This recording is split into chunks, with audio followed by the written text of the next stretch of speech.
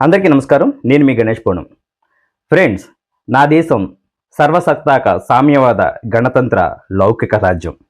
అవును, నా దేశంలో ఏ మతాన్ని కించపరచకూడదు, మన మతాన్ని ప్రేమిస్తూ పరమతాన్ని గౌరవించాలని మన రిపబ్లిక్ కంట్రీ చెప్తోంది. అయితే హిందూ దేశంగా గుర్తింపు పొందిన మన భారతదేశంలో హిందూ సమాజానికి అడుగడుగున అన్యాయం జరుగుతూనే ఉంది. దానిలో భాగమే తిరుమల తిరుపతి శ్రీ వెంకటేశ్వర స్వామి వారి ప్రసాదంలో కల్తీ జరిగిందంటూ జరుగుతున్న తప్పుడు ప్రచారం. అవును, ఇది నిజంగా ముమ్మాటికి తప్పుడు ప్రచారమే అని నేను అంటాను.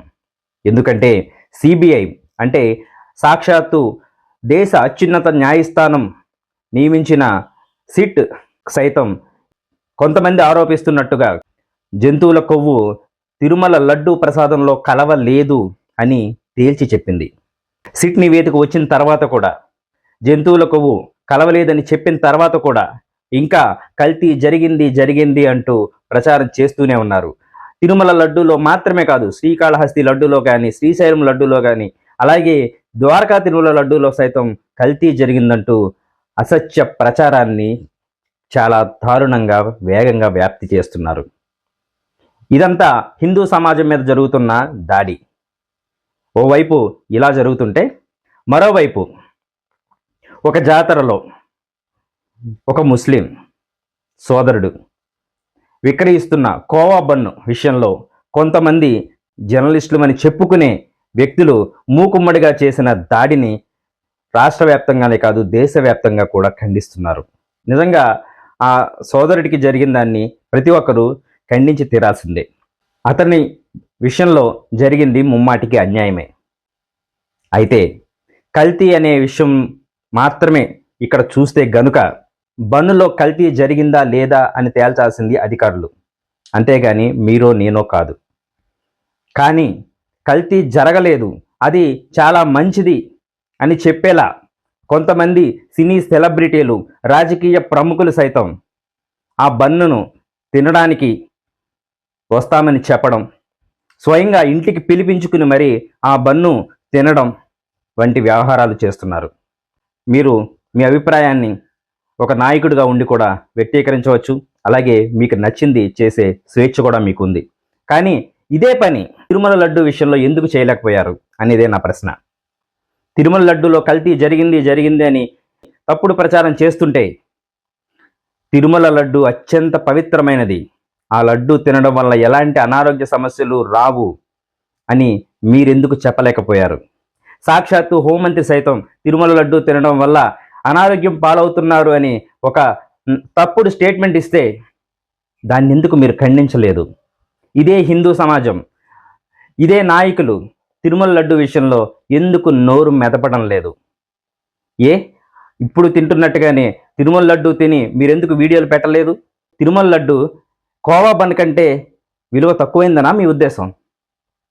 కనీసం కోవా బన్నుకి ఇచ్చిన విలువ మీరు తిరుమల లడ్డూకి ఇవ్వరా? ఎందుకు ఇవ్వరనేది నా ప్రశ్న.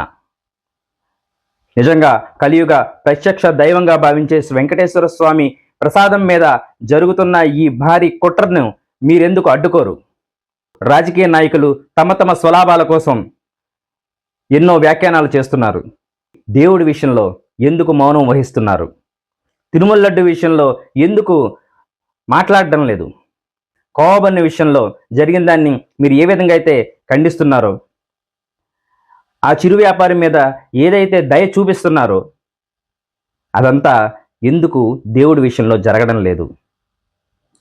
అంటే బన్నుకిచ్చే విలువ మీరు లడ్డూకి ఇవ్వడం లేదు, దేవుని ప్రసాదానికి ఇవ్వడం లేదు అని అనుకోవచ్చా?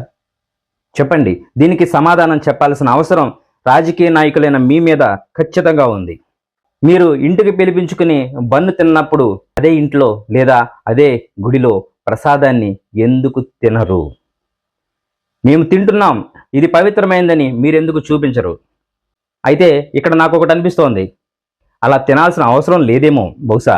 ఎందుకంటే లడ్డూ ప్రసాదం ఇప్పటికే పవిత్రమైంది కాబట్టి దాని పవిత్రతను మరలా నిరూపించాల్సిన అవసరం లేదు కనుక మీరు ఆ పని చేయలేదని నేను భావించవచ్చా? అలా అనుకుంటే లడ్డు ప్రసాదంలో కల్తీ జరగలేదని మీరు ఒప్పుకున్నట్టే కదా. మరి ఇంకెందుకు ఈ ప్రచారం? ఎవరి కోసం? ఎవరి రాజకీయ ప్రయోజనాల కోసం? చివరిగా నేను చెప్పొచ్చేది ఒకటే. నేను ఈ మధ్యనే తిరుమల వెళ్ళడం జరిగింది. స్వామివారి అనుగ్రహంతో స్వామివారి దర్శనం చేసుకోవడం జరిగింది. అక్కడి నుంచి లడ్డూ ప్రసాదాన్ని తేవడం కూడా జరిగింది. ఈ లడ్డూ ప్రసాదం అత్యంత పవిత్రమైనది, అమృతంతో సమానమైనది. ఇది తింటే ఎలాంటి అనారోగ్య సమస్యలు ఖచ్చితంగా రావు. ఇందులో ఎలాంటి కల్తీ జరగలేదు. ఇదిగో నేను తిని చూపిస్తున్నాను. ఎలా అయితే కోవాబన్ తిన్నారో అదేవిధంగా నేను ఇప్పుడు శ్రీవారి లడ్డూ తింటున్నాను. మీరు కూడా తినండి. లడ్డూ ప్రసాదాన్ని భక్తితో, పవిత్రతతో తిని ఆ ప్రసాదం విలువని ఎక్కడా తగ్గకుండా కాపాడండి. దయచేసి మీ అందరికీ ఇది నా విజ్ఞప్తి. లడ్డూ ప్రసాదం నోట్లోకి వెళ్తే ఎంత హాయిగా ఉందో. నిజంగా ఈ ప్రసాదంలో ఏదో మహత్యం ఉంది. లేదంటే ఇంతటి రుచి, ఇంతటి పవిత్రత ఈ లడ్డూకి వచ్చేది కాదేమో. స్వామివారి అనుగ్రహం ఉంటే తప్ప ఈ లడ్డూ తినలేం, స్వామివారి దర్శనం చేసుకోలేమంటారు. అలాంటి లడ్డూ పవిత్రతని దయచేసి పాడు చేయకండి. హిందూ సమాజాన్ని దయచేసి నాశనం చేయాలనే ప్రయత్నాలను మానుకోండి. జై హింద్. హరే శ్రీనివాస.